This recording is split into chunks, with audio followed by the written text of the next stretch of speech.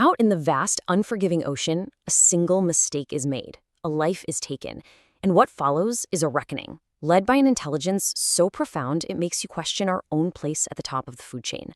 This is a story about a hunter's crushing regret and a hunt for justice that knows no limits, forcing us to ask, who is the real monster here? After the first attack, this is all a witness could say. An entire fishing boat just torn to splinters, but with an almost surgical precision. It's the work of something unbelievably powerful, something terrifyingly smart. So what could it be? That's right, the most powerful predator on the planet, an orca. But hey, this isn't just a simple story about a scary animal.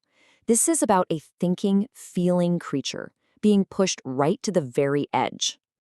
So let's start at the beginning with a guy named Captain Nolan. He's a seasoned fisherman, knows the sea like the back of his hand. But his judgment? Well, it's a little clouded by the promise of a really, really big payday. For Nolan, this is just another job. It's business. He doesn't see these incredible creatures of the deep as wonders of nature. He sees them as commodities. A great white, he figures, can bring in $10,000 a foot. It's a prize he's dead set on claiming. But in the heat of the moment, with dollar signs in his eyes, he makes a fatal error. The harpoon flies and finds its mark. But it's not a shark. It's a pregnant female orca. And as she dies, her lifelong mate is right there, watching the whole horrific scene unfold. A simple job just turned into an absolute tragedy. And in doing so, it has ignited a quest for revenge that is going to cost everyone everything. Now, to really understand what happens next, you have to get your head around who, not what, Nolan has just provoked. This isn't some mindless beast acting on pure instinct. We are talking about an intellectual giant of the ocean. First off, orcas are warm-blooded mammals, just like you and me. The ancient Romans saw how powerful they were and gave them a name that basically means the bringer of death. And yeah, with a male growing up to 30 feet and weighing 6 tons, they are pretty much perfectly engineered killing machines. And this is where things get truly mind-blowing. We humans like to think we're the smartest things around, right? Well, an orca's brain is not only larger than ours, it's way more complex in the parts that handle emotion and social bonds. Get this for perspective. A scientist analyzed a single sound from a whale and found it contained 15 million pieces of information. The entire Bible? It only contains about 4 million words. So what does all that brain power actually get you? Well, it means they talk to each other using advanced sonar. It means they form lifelong monogamous bonds, the very bond Nolan just shattered.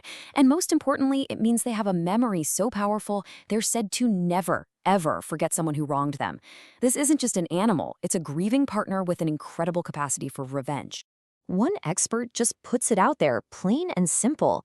When you compare the raw processing power and emotional depth, you are looking at an intelligence that in some ways is actually better than our own. So the thing Nolan is up against? It isn't a monster, it's a grieving genius. And so that grief, it doesn't just fade away. It hardens into something else. Something cold, deliberate, and a terrifyingly intelligent campaign of revenge begins. And the target? It's not just Nolan, it's his entire world. See, the orca doesn't just lash out wildly. It acts with a cold, calculated strategy. First, it sinks a couple of other boats to spread fear. Then it goes after the town's money, herding the entire fish supply away from the harbor. And finally, it zeroes in on Nolan's boat, the Bumpo, damaging it but leaving it afloat. This is not a rampage, it's a message, and it's being delivered with chilling intelligence. And the orca's plan, it works perfectly. The townspeople, watching their livelihoods get destroyed, they turn on Nolan. To them, he's the one who brought this curse down on all of them. The pressure is on. They don't just want him to go away. They want him to go out there and kill the whale to make it all stop. And right here, this is where the entire story flips on its head. The orca has successfully isolated its target, both physically and psychologically. Nolan, the once confident hunter, starts to completely unravel as he realizes he's the one being stalked now. At first, Nolan's just arrogant about it. When a scientist tries to warn him about how smart this orca is, telling him you'll never catch it, he just gets angry. His pride is hurt. He's a hunter, and to him, this is just another animal. He's determined to prove her wrong. But that arrogance, it doesn't last. A few days later, Haunted and absolutely terrified, it all crumbles into pure desperation. In a moment of total breakdown, he admits he wants to look the whale in the eye, tell him it was an accident, and apologize. The hunter now wants to beg his prey for forgiveness. And then, we finally understand why. Nolan reveals his own horrible past. A drunk driver killed his pregnant wife and their unborn child. Suddenly, he doesn't just understand the orca's loss, he feels it on the deepest possible level. In the whale's rage, he sees a perfect reflection of his own pain, the same endless grief that's been eating him alive for years. So he's backed into a corner by the town, his crew has abandoned him, and he's being tormented by his own guilt. Nolan knows there's only one way this can possibly end. He has to go out and face the creature he wronged on its own terms. He sails out completely alone. He's not going out there to hunt or for money. He's going to answer the call. He knows the whale is waiting for him, and he knows this is a showdown where only one of them is coming back. And in this moment, Nolan says something that is just absolutely chilling. He explains the complete psychological swap that's happened. He says the orca has become him, a grieving husband and father. And he, Nolan, has become the orca's drunk driver, the careless force of destruction. He now sees himself as the monster of his own story. The orca doesn't just meet him for a fight in the open ocean. No, it leads him on a long chase, way up north, into the icy waters of the Strait of Belle Isle.